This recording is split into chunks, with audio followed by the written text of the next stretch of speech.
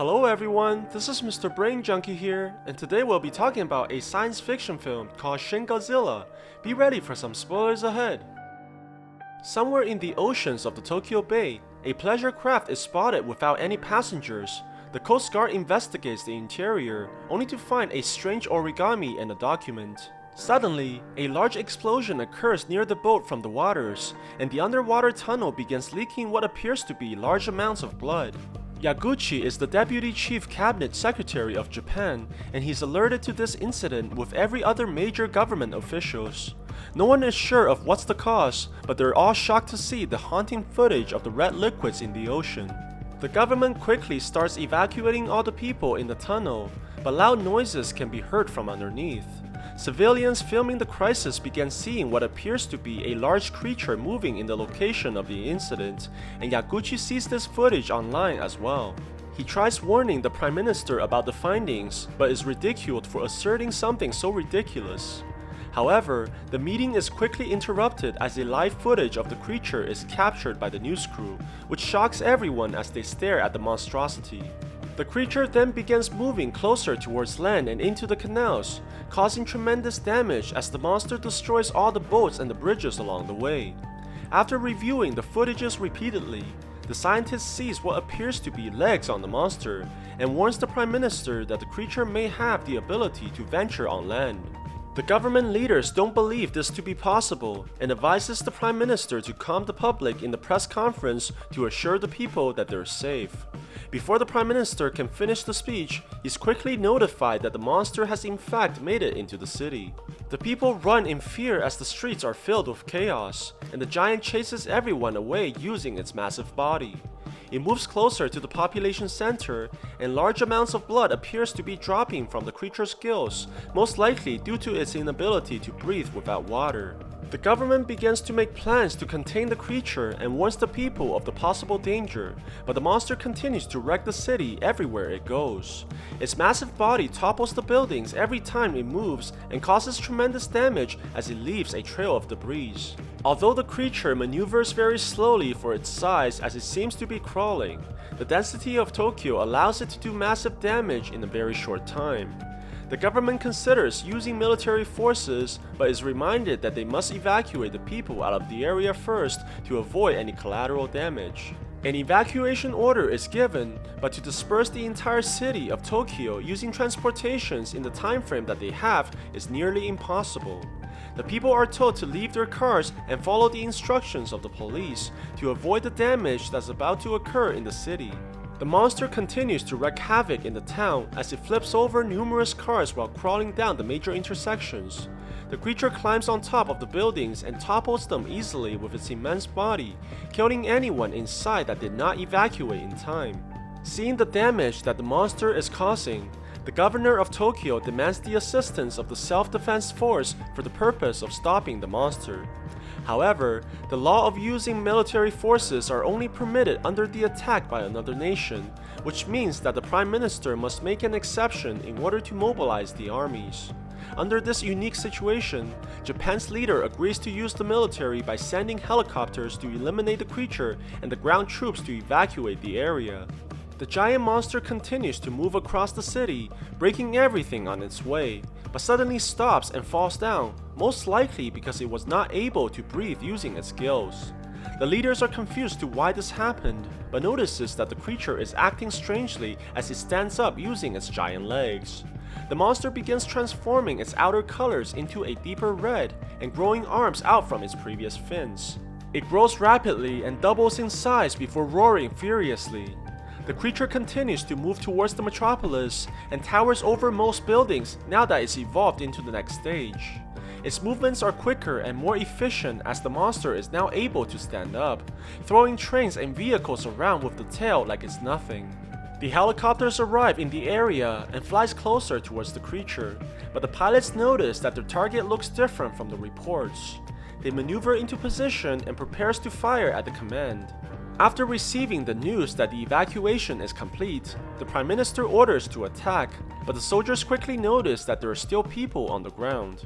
The leader orders the helicopters to retreat temporarily, not willing to risk the lives of the civilians and tainting the military's name. The monster notices the soldiers retreating and takes the opportunity to run away towards the ocean, back into the Tokyo Bay. The government officials examine the damages after the monster has retreated, and Yaguchi feels that they failed the people as they could have reacted more efficiently. The military looks for the creature in the waters, but fails to find its whereabouts. The general suggests that the only thing they can do right now is prepare for the next emergence. The military prepares to use a combination of tanks, artilleries, and airstrikes to take down the monster when they encounter it next time. Yaguchi is also given the orders to assemble a task force in order to develop an effective countermeasure against the creature. The biologist speculates that the monster has different stages that it can transform into, and the other members ponder about where the creature can amass the energy to fuel its massive body. The only logical answer seems to be that it can somehow biologically undergo nuclear fission. After analyzing the monster's data, the team is able to confirm this theory as the creature produces radiation wherever it goes. But this also means that the residents are in danger of radiation poisoning. Yaguchi is contacted by a woman named Kyoko, representing the US president, and she wants the Japanese government to locate a professor named Goromaki, who foresaw the appearance of the monster. Apparently, the man was expelled from Japan for rebelling against the government due to his strong hatred for nuclear powers, and he was the owner of the boat who disappeared in the beginning of the film. After handing over the professor's documents found in the pleasure craft, Kyoko also gives Yaguchi some important research that the professor has conducted, where he names this monster Godzilla, meaning the incarnation of God. Kyoko's report shows that humans were dumping numerous radioactive materials into the ocean, where a creature underwater coexisted with the radiation, which eventually caused it to evolve. The woman also reveals a large diagram that Dr. Maki left behind, but nobody is able to understand its contents. Yaguchi tells the team to analyze it immediately, as it may hold the secrets to defeating the monster. After analyzing the radiation that Godzilla produced, the team is surprised to find a new isotope that doesn't exist in the periodic table, suggesting that its body may contain unknown elements. They also found out that the monster has 8 times the genetic information compared to humans, and that it's capable of self-mutation, making it the most evolved creature on the planet. The team speculates that the creature's blood functions like a coolant for its radiation. That's why Godzilla ran back into the ocean after transforming, in order to cool down its body. In theory, they can force the monster to use up its nuclear energy, then inject it with coagulators, freezing the monster with its own cooling system. Before their plan can be put into practice, the team receives the news that the monster has resurfaced again, but this time it has grown visibly larger. The creature has also altered its skin into an armor-like material and transformed its tail into a giant weapon that towers over its own body. The monster moves on shore and destroys everything in the way, while everyone runs from the location. It moves into the residential area and causes even more damage than last time. Godzilla now towers over even the highest buildings and destroys the houses easily with each step it takes. The monster continues to march forward, and the people realize that Godzilla is heading towards Tokyo once more. The government decides that they must act immediately before the creature can reach the capital or destroy a nuclear facility, which will cause even more damage. Since Yaguchi's plan is still unfinished, the Prime Minister has no choice but to send the full force of the Japanese military towards the monster. The army begins preparing for the arrival of the creature, and the tanks are lined up in accordance to the plan.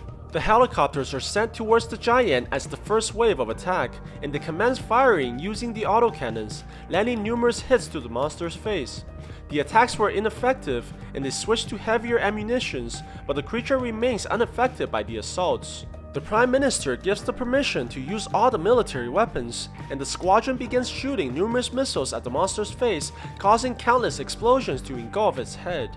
The people are shocked to see when the monster steps out from the smoke and remains unharmed even after the furious attacks by the Air Force. The military begins Plan B and orders all the tanks to fire at the creature's legs, causing a continuous stream of explosions. The artilleries fire as well and lands devastating hits on the monster's face, but the giant continues marching forward without any signs of damage. Eventually, the barrage of attacks are able to slow down the creature as it gets closer to the bridge. The military sends their deadliest weapon towards Godzilla, and planes begin dropping off bombs towards the creature, which results in large explosions that engulf the monster. They continue to drop bombs which explodes furiously, and eventually the creature begins to alter its course. However, their attacks only anger the monster, and it throws the bridge towards the tanks, causing them to run for their lives. The concrete projectiles destroy numerous vehicles and topples the command post at the same time. Godzilla emerges from the dust unharmed and continues to advance towards Tokyo as the military looks at the monster hopelessly after exhausting all their ammunitions. They now have no choice but to request the United States to help them destroy this monstrosity. The Americans launched 3 of their stealth bombers towards Tokyo, but the Japanese soon realized that the range of explosion will cause more damage than the monster itself. The government quickly orders the military to mobilize the people underground in order to escape the incoming explosions. The government officials must also move away from the area as they don't know if the Americans will be successful in stopping Godzilla. Meanwhile, the giant creature stands in the middle of the city while its body glows red from the radiations inside. The stealth bombers drop numerous bombs at the creature, and it manages to penetrate the skin and explode, causing blood to fly everywhere as Godzilla screams in pain. The creature then begins evolving again, turning the red glow within its body into a bright purple. Godzilla opens its mouth as the light continues to glow brighter. It begins shooting out black smoke from its mouth, which turns into flames that engulf the entire city rapidly, destroying everything in the path. The flames then become focused into a plasma beam that the monster shoots upward into the sky, destroying one of the planes in the process. The Americans begin throwing more bombs at the creature, but the giant closes the mouth and shoots numerous beams from its back that destroys the bombs and the bombers at the same time. Godzilla then shoots a blast towards the city and cutting everything in the path, including the helicopter that the Prime Minister is in. The laser topples numerous buildings and leaves the city in flames. After expending all its energy, the monster shuts down and goes into hibernation as it stands in the ruins of the city. Yaguchi survived the attack, but when he goes back to the new headquarters, he realizes that the Japanese government is in disarray after losing the Prime Minister and many of the officials. He's not willing to give up, as he still believes that there is a chance in stopping the monster that's currently in hibernation. A new Prime Minister is quickly appointed by the governing bodies, but no one is happy to take the leadership role in the middle of this catastrophe. Luckily, most of Yaguchi's team survived the attack in Tokyo, and the man pleads for everyone to try their best in order to save Japan from further destruction. The team begins gathering different coagulants from numerous companies and retrieving DNA samples from the monster in the city. The US government demands to collaborate with the team as well, and they discover from the samples of the monster's blood that it can reproduce asexually and spread across the planet. The American scientist hears this and reports back to their government immediately, causing the final decision of using a thermonuclear bomb to destroy the creature. They calculate that there is a good possibility that Godzilla will threaten North America if left alive, therefore the UN has agreed to this extreme measure. Yaguchi believes that there is still a possibility to save Tokyo with their plan to freeze the monster, as the UN has to give the city time to evacuate the people. The team begins working quickly as they need a massive amount of clogging agents and the appropriate mechanisms to deliver the chemicals, but their most troublesome puzzle lies within understanding the diagram that Dr. Maki left behind. After staring at the origami that was left by the doctor, they finally realize that the diagram is 3-dimensional and required voting to comprehend. Godzilla never needed the nuclear waste as fuel, but rather consumed water and oxygen to make an isotope that gives it its power. The monster is the greatest threat to humanity, but also contains the mechanism for human salvation as it can convert water into pure energy. This also means that the coagulants may not work in the creature, and they require the understanding of the monster's molecular structure in order to adjust their solution. After cooperating with the other nations by combining their quantum computers, the team is able to decipher the monster's unique elements and make the changes necessary for their plan. Kyoko has also decided to help by personally staying and providing the team with numerous drones and weapons from the United States. On the day before the nuclear strike, the Japanese government plans to capture the monster and save their country. They send trains armed with explosives towards the giant creature, and they explode during contact, awakening the massive monster from the hibernation. Numerous drones are sent towards Godzilla and they begin dropping bombs at the creature one by one, forcing it to expend its energy by shooting its laser towards the machines. The attack destroys the buildings nearby and countless drones, but eventually the monster is forced to concede as it runs low on nuclear energy. Godzilla redirects the energy beams to its tail and mouth and continues to wreak havoc by causing immense destruction in the area. The attacks eventually lose their potency very quickly as well, and the plasmas are slowly turned into flames. They move on to the next part of the plan by detonating the buildings around the creature, causing the structures to fall on top of the giant. The falling objects knock the monster to the ground, and its internal temperature begins dropping dramatically as it begins running low on energy. The giant creature is knocked unconscious after more buildings drop on top of it, giving the team the needed opportunity to send in the soldiers to administer the blood-freezing agents. An army of trucks surround the monster and begins injecting the coagulants into the mouth, but after only using about 20% of the required amount, the creature regains consciousness. Godzilla opens the mouth and shoots a furious plasma beam towards the trucks, killing everyone on sight as the explosion engulfs the area. The monster tries to escape, but more trains are sent in to crash into the giant beast, causing numerous explosions that knocks the creature onto the floor once again.